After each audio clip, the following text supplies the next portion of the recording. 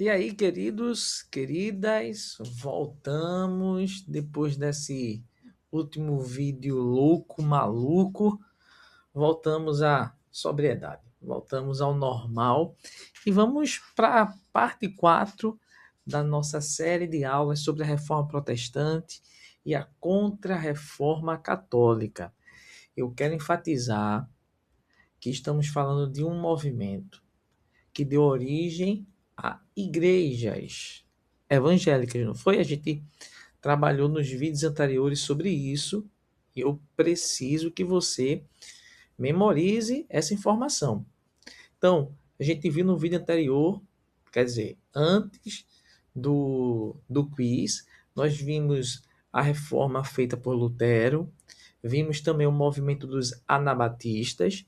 E a gente vai ver um outro movimento que fez parte da reforma protestante, que talvez é um movimento também muito importante, que aconteceu, vamos lá para nosso mapa, aconteceu nessa cidadezinha que a setinha vai apontar, a cidade de Genebra, lá na Suíça.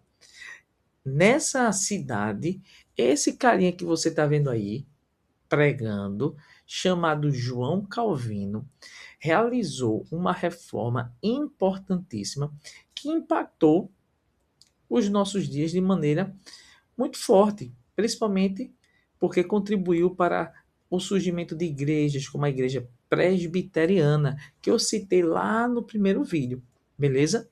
E é importante porque João Calvino, imagine João Calvino como um cara que gosta de estudar. Ele amava estudar, desde jovem, ele já era um cara assim bem estudioso, não na área religiosa, tá? Ele era um estudioso na área do direito, por exemplo, das leis. Então era um cara que estudava muito e foi por meio de seus estudos que provavelmente ele teve acesso à Bíblia e a partir dos seus estudos da Bíblia ele mudou a sua concepção da religião cristã, aderindo ao movimento da reforma protestante que já estava acontecendo antes mesmo de ele realmente iniciar seus estudos, né? Então isso é muito importante. Então, novamente, eu quero focar na cidade de Genebra, lá na Suíça, em que João Calvino, eu já sei que você já deve estar pensando, professor, ele era calvo, é? Ah, pelo amor de Deus. Não, é o nome dele mesmo, tá? Não faça piada sem graça não, tá bom? Então, João Calvino, na cidade de Genebra, realizou uma reforma que não só ficou nessa cidade, mas se espalhou para diversas partes da Europa. E qual é a importância de João Calvino? João Calvino, por ser um cara estudioso, foi o responsável por organizar as principais doutrinas dos protestantes. Enquanto Lutero foi um desbravador, enquanto Lutero foi um cara realmente que deu início a um movimento mais impactante, João Calvino teve a preocupação e conseguiu, tá, a organizar as diversas doutrinas, diversos ensinamentos do cristianismo sob a ótica do protestantismo, beleza? Então, a importância de João Calvino foi porque ele deu uma organizada profunda nas principais ideias, principais doutrinas do protestantismo.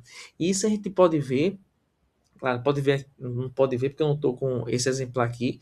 Ele escreveu uma série de volumes que ficou conhecido como você está vendo aí no seu slide, uma série de volumes de livros conhecido como Institutas da Religião Cristã, onde ele aborda esses diversos assuntos da fé cristã. Isso é muito importante, porque a partir daí a reforma protestante teve um fundamento mais, não queria falar ideológico não, mas vamos usar essa palavra ideológico para realmente saber a distinção da concepção protestante da fé cristã da concepção católica. E isso é muito importante, sabe por quê, gente? Porque João Calvino era um cara que, antes da sua conversão, era um cara que estudou em universidades. E são nessas universidades que ele tem contato com vários estudiosos humanistas. E aí se lembra, olha o humanismo que a gente viu lá no Renascimento, tendo impacto agora. São nas universidades, com os estudos humanistas, que João Calvino teve acesso a diversos autores, inclusive pessoas da época que estavam interessadas no estudo da Bíblia Sagrada. Isso é muito importante. Ah, eu me esqueci, tá? Eu disse que João Calvino fez a reforma protestante na cidade de Genebra, na Suíça, mas ele não era suíço não, tá? Ele nasceu na França. E a França, na época dele, era uma França que tinha recebido uma influência da reforma protestante, mas era muito católica. Mas mesmo assim, ele estudou em universidades francesas, em que ele pôde ter acesso ao conhecimento humanístico. Então, isso é muito importante.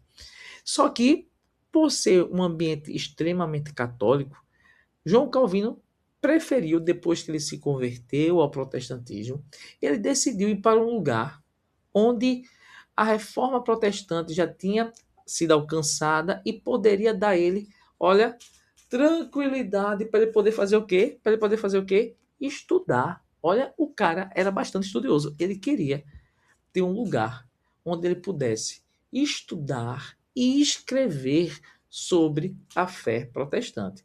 Então, ele decidiu ir para uma cidade chamada Estraburgo. Só que a passagem para ir para essa cidade estava interrompida porque estava tendo muitas guerras, principalmente guerras envolvendo a religião católica e protestante. Quando ele estava querendo ir, ele foi impedido. Aí ele foi para onde? Mudou para Genebra. Ou seja, ele foi inicialmente para Genebra de uma maneira assim imprevista, mas ele foi. Só que a galera lá em Genebra, quando soube da chegada de João Calvino, o grande escritor das institutas da religião cristã, o pessoal ficou empolgado. O pessoal que já estava gostando das ideias da reforma protestante começou a ver em João Calvino um cara que pudesse realmente fazer a reforma protestante em Genebra de maneira mais incisiva. Aí o pessoal chamou João Calvino, só que João Calvino queria o quê? João Calvino queria descansar, mano. Queria descansar, queria estudar, escrever com tranquilidade. Só que o pessoal dizia que João Calvino seria essa pessoa responsável realmente para colocar a reforma protestante em Genebra de maneira decisiva. E João Calvino relutava, e o pessoal pressionava, e João Calvino relutava, até que um cara chamado Guilherme disse o seguinte para João Calvino: vê o que esse cara que pressionou João Calvino disse para o próprio Calvino, dizendo o seguinte: tá aí, Deus amaldiçoou o teu descanso e a tranquilidade que buscas para estudar, se diante de uma necessidade tão grande te retiras e te negas a prestar socorro e ajuda. Rapaz, com essas palavras, João Calvino ficou assim, ó, olhando para um lado para o outro e disse: eita, eu acho que realmente é uma convocação. O próprio Calvino disse que essas palavras que ele ouviu, ele disse que espantou ele e quebrantou ele de tal forma que ele disse: rapaz, eu tenho que assumir essa responsabilidade e vou ficar aqui em Genebra e vou fazer uma reforma realmente ampla. Beleza? Vê, novamente, João Calvino realizou uma reforma profunda na cidade de Genebra, beleza? Ele antes nem tinha pretensão de ir para Genebra, só que ele foi devido a algum imprevisto, mas parou ali e as pessoas que já tinham conhecimento do que ele escrevia quis que ele realmente não só fosse escritor, mas colocasse as ideias escritas em prática. Isso é muito importante porque, na concepção das pessoas, a reforma protestante não deveria ser apenas um movimento religioso, deveria ser um movimento também que impactasse a sociedade. Então, as pessoas esperavam que Calvino realmente fizesse essa reforma também na sociedade, que as ideias protestantes também afetassem a sociedade. E, meu amigo, eu não sei se tu tem um professor chato. Eu acho que eu sou um desses. Sabe aquele professor chato que quer todo mundo bem? Chato não, que é necessário, tá? Eu sou assim. Mas aquele professor rígido, que quer todo mundo na fileira, quando ele fala, todo mundo fica em silêncio. Eu acho que eu tô falando de mim. Todo mundo fica em silêncio, ordem. João Calvino era mais ou menos isso. João Calvino, ele entendia que o estudo da Bíblia, sério, implicava numa disciplina rígida em toda a sociedade, a tal ponto dele influenciar na criação de leis, até de a hora de acordar, hora de dormir, hora de trabalhar. Todo mundo tinha que ir para a igreja nos dias certos, todo mundo tinha que seguir à risca as ideias de Calvino. Rapaz, ele começou a colocar as ideias, mas muita gente começou a, meu irmão, tá muito chato, Calvino. Ai, tu já quer demais, tu já quer mandar em tudo. O pessoal, a gente pensava que ia ser uma reforma religiosa e tal, mas já tá afetando a ideia toda, pô. Não, vamos com calma. É tanto que Calvino foi expulso por um primeiro momento da cidade de Genebra, porque as ideias de Calvino estavam muito rígidas, pô. Muito rígida. Aí o pessoal, não, vaza, vaza, vaza, vaza, vaza, pô, vaza. Aí ele foi embora. Ele foi embora. Foi um dos melhores dias da vida dele, porque ele voltou realmente a ter aquela paz e aquela tranquilidade para estudar. Só que teve um outro momento que ele voltou para Genebra e realmente conseguiu finalizar algumas ideias, a implementar algumas ideias que ele tinha para reforma na cidade de Genebra. Beleza, eu faço questão de voltar aqui. Vamos lá, vamos ver se tu se lembra. Vamos ver se tu se lembra. Então, João Calvino realizou uma reforma, a reforma protestante, importante na cidade de Genebra. E é importante entender que essa reforma não era uma reforma só religiosa dentro da igreja, mas uma reforma social que impactava toda a sociedade. Beleza? Isso é muito importante falar isso, porque quando João Calvino consegue implementar suas ideias, ele consegue criar em Genebra uma espécie de faculdade. E é essa faculdade que consegue dar fama às ideias de Calvino, e as ideias de Calvino vão se espalhar para a Europa. Beleza? João Calvino realizou uma importante reforma na cidade de Genebra, na Suíça, e entendia que essa reforma não era só religiosa, mas que também fizesse uma reforma na própria sociedade. Fechado? Isso é muito importante. Quais são algumas ideias de Calvino que a gente deve destacar? Primeiro, ele entendia que o homem, Deus, já de antemão escolheu quem iria ser salvo e quem não ia ser salvo. De maneira resumida, tá? Ele entendia que Deus, já desde o início, escolheu aquelas pessoas que iam ser salvas e aquelas pessoas que não iam ser salvas. Essa doutrina é conhecida como a doutrina da predestinação. Beleza? Calvino entendia a partir das leituras das cartas do Evangelho, do Novo Testamento. Ele entendia que Deus já escolheu quem ia e quem não ia ser salvo.